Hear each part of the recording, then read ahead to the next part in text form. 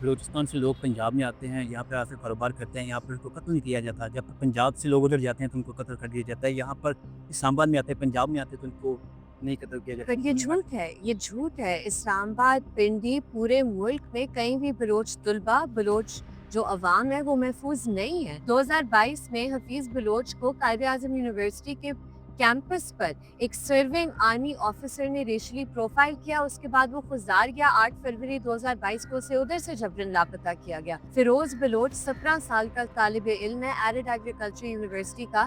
11 مئی 2022 کو اسے پنڈی سے لاپتہ کیا گیا، آج تک اس کا کچھ نہیں پتا۔ بلوچستان کے لوگ پاکستان میں کہیں بھی محفوظ نہیں ہیں اس ٹائم پر۔ پنجابی بھی یہی اعتراضات لگا رہے ہیں کہ تو بالکل ٹھیک ہے، اگر کوئی محفوظ نہیں ہے تو اسے اپنا احتجاج کرنا چاہیے۔ دیکھیں، ملک میں صرف امن اس وقت قائم ہو سکتا ہے جب ریاست امن چاہے۔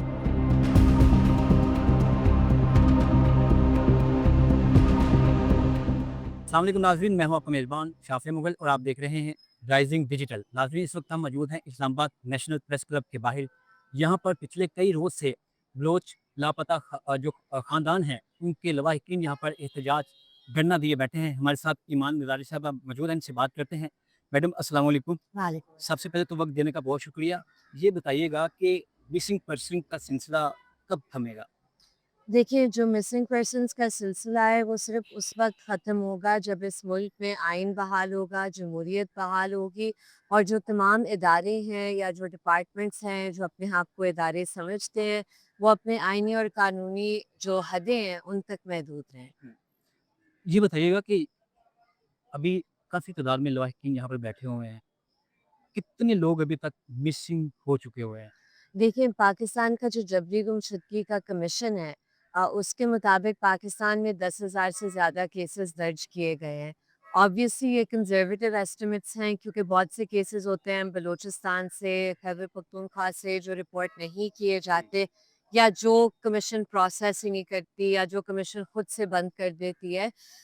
تو جو بلوچستان میں لوگ ہیں، کچھ ایسٹیمیٹس کے مطابق 20,000 سے زیادہ لوگ جبراً لاپتہ ہیں۔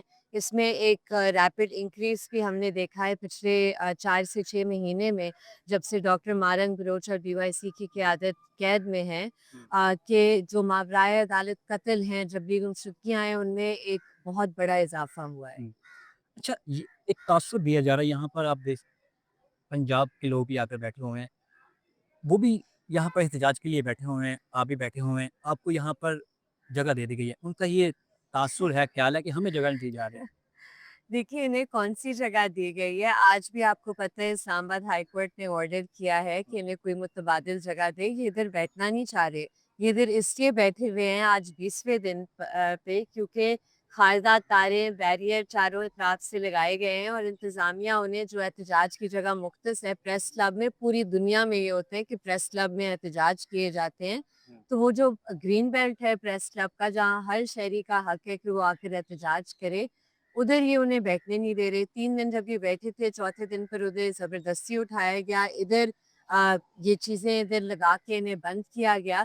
تو انہیں تو بڑی پرائم لوکیشن دی ہوئی ہے اور انہیں سڑکوں پر بٹھایا ہوا ہے، اور اگر آپ ان سے جا کر پوچھیں تو انہیں پتہ بھی نہیں ہے کہ وہ کیوں ادھر بیٹھے ہوئے ہیں۔ میں تو انکریج کروں گی کہ سب جا کر ان سے بات کریں تو خود ہی یہ باتیں سامنے آئیں گی، اور اگر آپ ان سے بات کریں، ادھر سب سے چھوٹی بچی کو بھی پوچھیں کہ آپ کیوں ادھر بیٹھی ہوئی ہیں، وہ آپ کو بتائے گی وہ کیوں ان بیٹھی کا ہوئی ہے۔ موقف ہم نے لیا، وہ کہہ رہے ہیں کہ بلوچستان کے اندر جو پنجاب کے لوگ ہیں جن کے پاس پنجاب کا شناختی کارڈ ہے، اس بنیاد پہ ان کو قتل کیا جائے، چاہے وہ فورسز کے نوجوان ہیں یا وہاں پہ کام کرنے والے ہیں، ان کو وہاں پہ ٹارگٹ کیا جا رہا ہے۔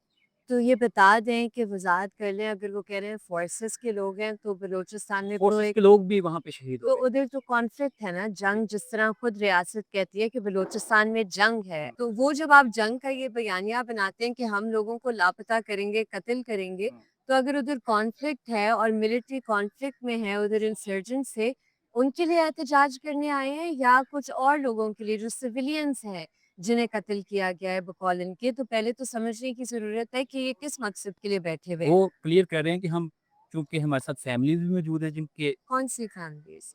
ابھی جن کے تک تو میں نے جتنے جن کے انٹرویوز بچے دیکھے ہیں، शहीद? जिनके मैंने इधर बैठे, मैं ये नहीं कह रही कि लोग नहीं शहीद जी, जी। किए गए। मैं कह रही हूँ कि जितने मैंने इन लोगों के इंटरव्यूज़ अभी तक देखे हैं, वो ये बता नहीं पा रहे। एक खातून जो कह रहे थे किसी की फैमिली मेंबर है जो शहीद किए गए हैं, तो उनसे जब पूछा गया कि आपका कौन शहीद किया गया है, वो पीछे मुड़ के किसी से पूछ रही है, वो उसे बता रहा है और फिर आगे जो उनका वकील साहब है, जो 1 साल से ये केस देख रहा हुँ। है, वो ये नहीं बता पा रहा कि किस अदालत में ये केस चल रहा है, किस स्टेज पर प्रोसीडिंग्स हैं। तो मुझे बताएँ कि क्या ये असल में किसी मकसद के लिए इधर बैठे हुए हैं? अगर देखिए, जो भी कुछ हो रहा है, चाहे बलूचिस्तान में हो, चाहे किसी भी किस्म के शख्स के साथ कुछ भी गलत हो, पंजाबी नाइंसाफ़ी हो, पंजाबी हो, गिलगित से हो, जहाँ से भी हो, वो गलत है जो गलत है। बट पॉइंट और सवाल ये है कि ये लोग तो 20 दिन से इधर बैठे हुए हैं। हुँ।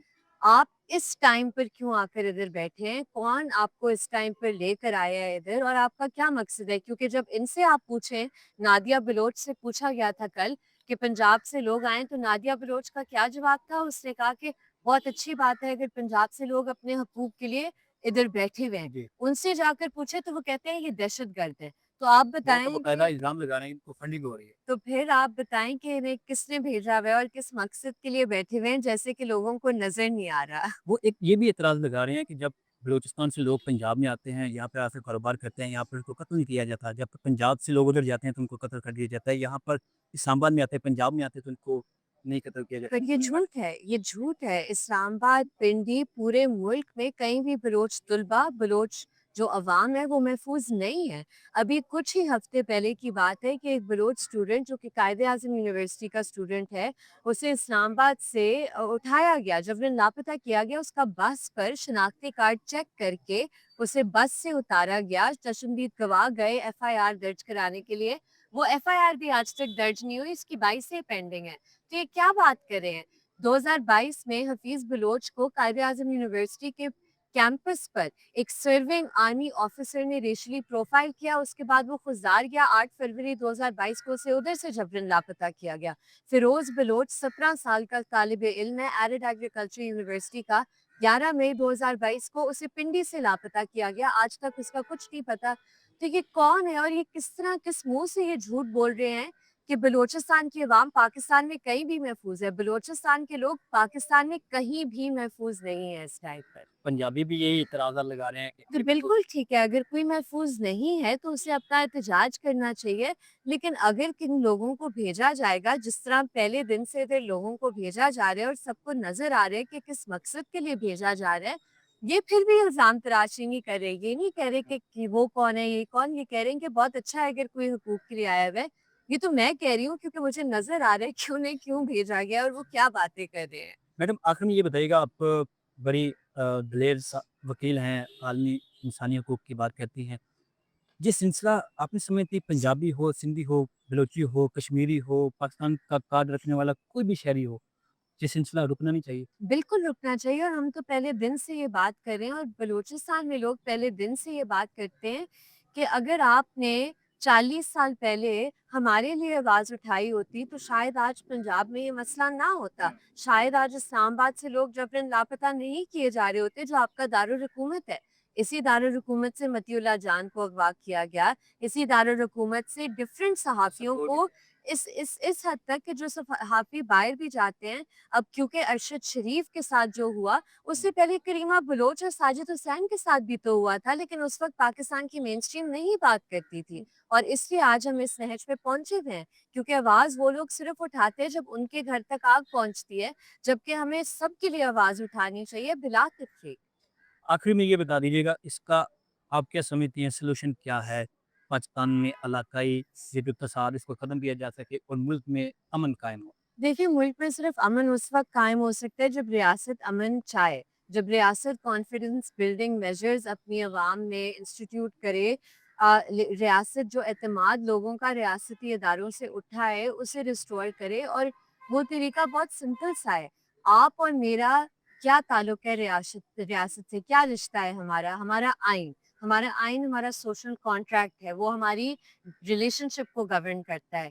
तो अब जब आइन को इस हद तक रद्दी की टोकरी में फेंका गया है, तो पहले तो वो आइन बहाल होगा, तो रियासत कुछ बात कर सकती है कि वो लोगों के लिए इधर बैठी हुई है। अभी तो हमारी जो रियासत है, वो एक माफिया है, वो एक अवाम दुश्मन माफिया है।